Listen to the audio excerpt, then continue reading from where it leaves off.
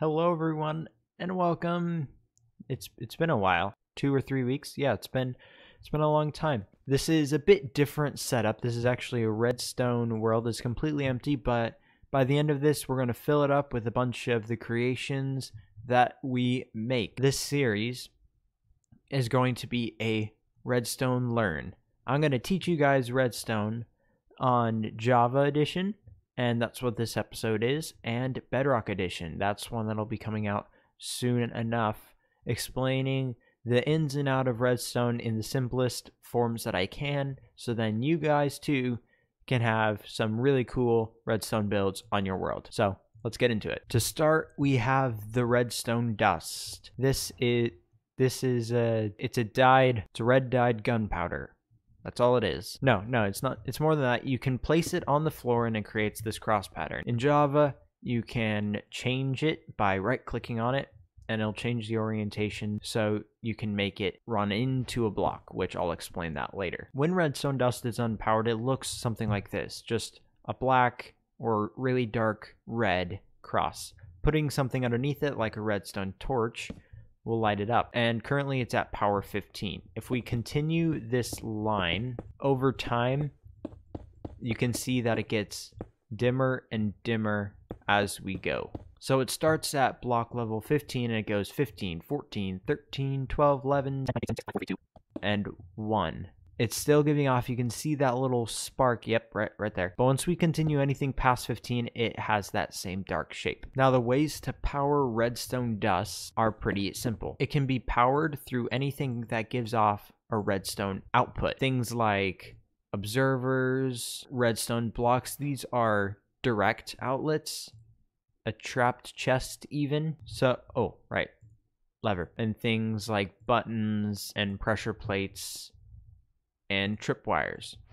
These, when placed next to Redstone Dust, will light it up for a brief amount of time. A trap chest, likewise, does a brief powering of 1, and also with the lever, it'll run a direct output from it constantly.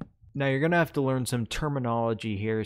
It'll just help along the Redstone build. They are strong powering and weak powering.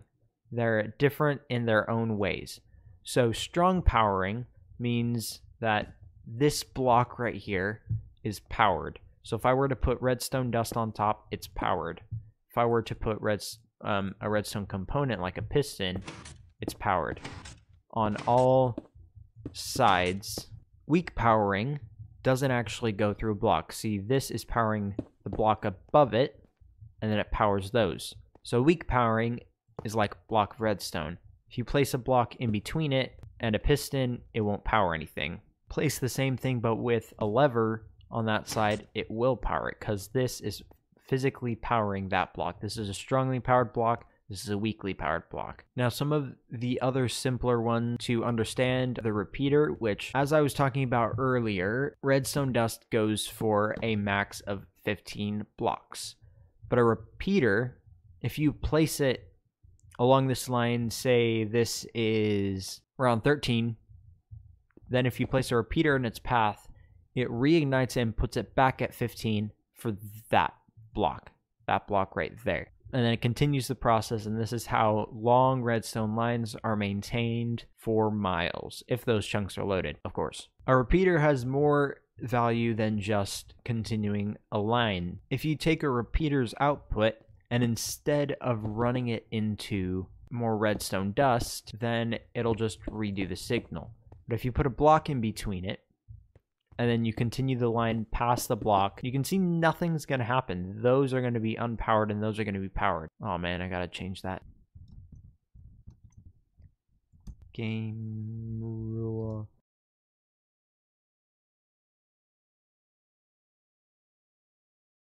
Okay, never mind. I actually don't know how to make it always stay. If somebody could put that in the comments, the command to make it always stay, then that would really help. Anyways, on with the, I guess this is a tutorial. I hate to say it, but it is. It's sort of a redstone tutorial, but for redstone in general. Redstone is weakly powering this block, meaning you can take a repeater output from that. See, it's weakly powering it, so nothing like a redstone dust can pick it up, but a redstone repeater can. And then it can continue the line. It can do this same thing backwards. Oh, did not mean to do that. If you place a repeater running into it and redstone dust out.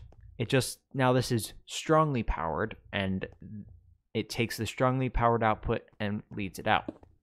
You can make chains, so then if there's a block here in your build and you make like a secret wall, then you can continue redstone dust. I don't know why you do this, but you can. On with the comparator. Comparator, you've seen it used in more complex ways. This, when you run a redstone line and output into it, it doesn't change anything. So say I have a redstone output of 1, 0. If I place a repeater on the 1, it'll continue that line for 1 more. It just extends it for 1 block. See, this is 1 block and that's 0. So if I place it just at the edge of the 1 turning into 0, then it'll take the output and extend it 1 more. This can be useful for multiple ways. None that I can think of right now, but they come up. Trust me, they come up at their own specific timing. Another way that they can be used is reading chests. This is a trap chest, but if we get a normal chest, you can actually see if items are inside of it. So if I put some sandstone in here, it says there is sandstone, and it shoots out a 1. It puts out a 1, and that's all it puts out. But then if I put in more sandstone, it puts out a larger output. So the more stuff in there, the larger the output. And you could hook this up to like a repeater or anything, so when people come in here, you know, yeah, and you can make it, ignore that. You can make it so if somebody puts, say, let's go with an item, do it, and boom, explosion, gone. Why did this not explode? Yeah, you can hook that up to traps, and it reads other things like, it reads dispensers, it reads droppers, and it actually reads lecterns, which I thought was really interesting. If you put a lectern down, and then you grab yourself a book and quill and a comparator out, you can actually read what page it's in. So if I go blap, blap, blap, blap, blap, blap, blap, blap, all the way to 15. Now, if we draw the output all the way out, it's probably longer than 15 blocks. You can see that it reads, it reads 1. Now this lamp is lighting up because this redstone dust is strongly powering the block below it. That's powering that. See? Knew it would come in handy. This is actually 1, and I'm on page 1. Go to page 2, and it goes to the second one. This is, I mean, you can find a use for it. You can see it turn up all the way down there as I go through the pages. Another very important thing to use is the target block. This feature only applies to Java, unfortunately. Sorry, Bedrock. This is just a really useful feature. If you're making your really complex build and you want to shoot out these dispensers, but when you power it, nothing happens. But this doesn't work, which this would make redstone so much simpler, and it did. These relocate the redstone directly into it and then powers right through. This is strongly powering this even as it goes across. That is super useful for redirecting redstone if it's like tight. It's a tight build. You need to run redstone past here. You need to, I don't know what I'm doing. But you can place a target block there, and then you can make a really fast redstone clock. I didn't actually know that was possible. See, you learn things. Now, there are some funky things with Java that make it a bit weird to build, such as Quasi Connectivity, and that's all I know right now. If you want to build a flush piston door with a wall, these are all the things you're going to need, and not very much of them. This is using Quasi Connectivity and kind of defying everything that I just said. Oh yeah, that's another thing I missed. You can change the delays on these, so then if you want to instantly power it, so I put it there, there's a small delay. If you want to make the delay larger, then you can just turn up the repeater.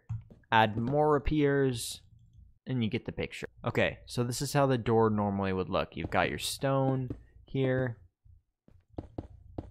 and your secret door, super secret, almost like a cave entrance.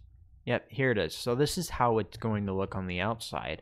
But on the top, what this actually does is this gets powered, and then it powers this block, which is strongly powered. So then it powers this, extending it. But the weird thing about Quasi Connectivity is it powers the block down here. We don't know why, but it just makes it a lot simpler. Bedrock, I'm going to have to explain that a lot more thoroughly because it's more complicated to build. But to finish the build off, all you have to do is place a lever anywhere you want it. You could hook it up with the knowledge that you have now. So say I did not want to have it right here and then have to lead it in like this. Yes, it would work as a functional door, but what you could do is you can add in secret hidden places. Like if I wanted this one, I could put a redstone dust there. See, on this other side, you can have it turn off a redstone torch, because if you strongly power the block a redstone torch is on, I haven't explained this yet, but I am now, then it depowers the redstone torch, and that's super useful. You can turn the redstone torch on and on, almost like a inverter. That's it, just came to me, inverter. It turns it off just like an inverter. So it's the complete opposite. So if you run redstone dust into it, that's powered, it'll unpower this and have that non-powered. But if you break this, it'll have that powered. So it's a complete inverter. Those are probably one of the most useful things. Don't quote me on that because I'll probably say it again in a few episodes. So using that, these also power the block, power anywhere around, even the block lower than it, except for the actual block that it's on. It does not power that block. So it also powers the block above it, which means that you can run an output from that and have it go up and just lead that into the center. It has to be in the center. I have to note that it has to be in the center, always in the center. And just wiring it up slowly, you can put your lever there and the door still works. Your secret entrance is safe with me. So right there was a tutorial for a piston door. Really, really simple. There's a lot more builds that can be done, and I have done some more. I am going to switch into another world of mine to show you some of the things that can be managed, and I'll explain some things along the way. Okay, you're joining me on Mumbo Jumbo's actual Redstone World. I think it was like the 2018 download for it. I just took it because, I mean, come on. Did you not look through every single one of them? Yeah, that's a little much. But here I have built some of my own redstone contraptions, mainly consisting of smooth stone. That's how you can tell them apart. Yeah, I've built that, not that, not that, not that, not that, not that. But I come in here for different reasons. This build was one that wasn't actually successful. It looks very complicated, but after a breakdown, it's not actually too complex. See, what happens for this part, just specifically, you hit this button, and then it unpowers this. This redstone torch can be used for multiple uses. This one is just going into strongly powering this block into there. Then I'll go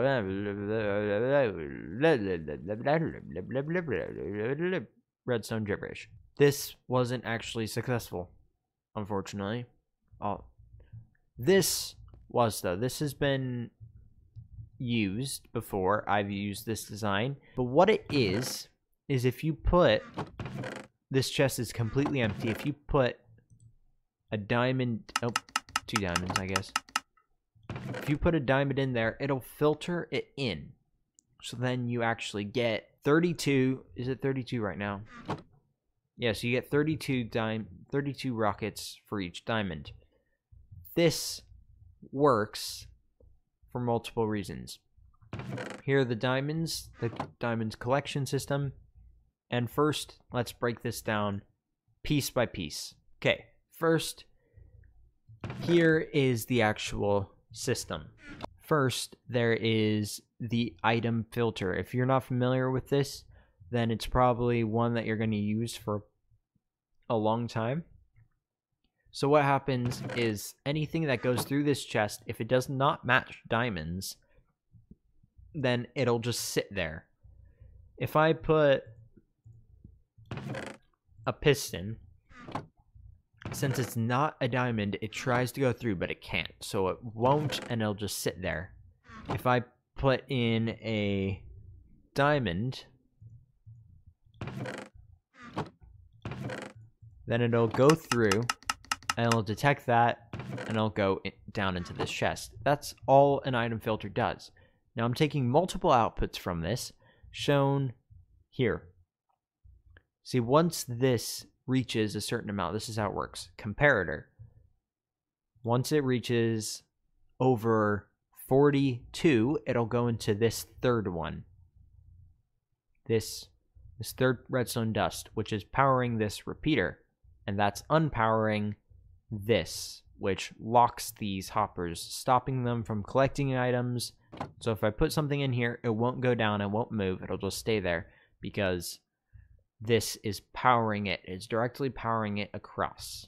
And I'm taking that output, so when it overflows into the third one, the repeater takes out the output and runs it into a pulse extender, which, if you're unfamiliar with these, they are two reversed comparators running into each other.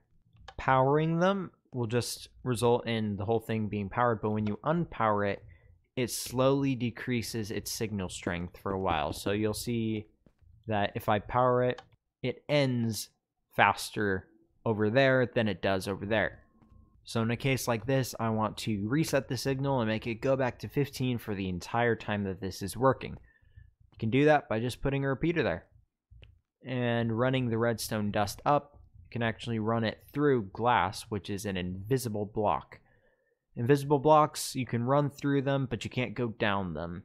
Very important. I learned that the hard way. Scratching my head trying to find why it wouldn't go down. So it goes up, and then it runs all the way up into here, which this is a really fast redstone clock.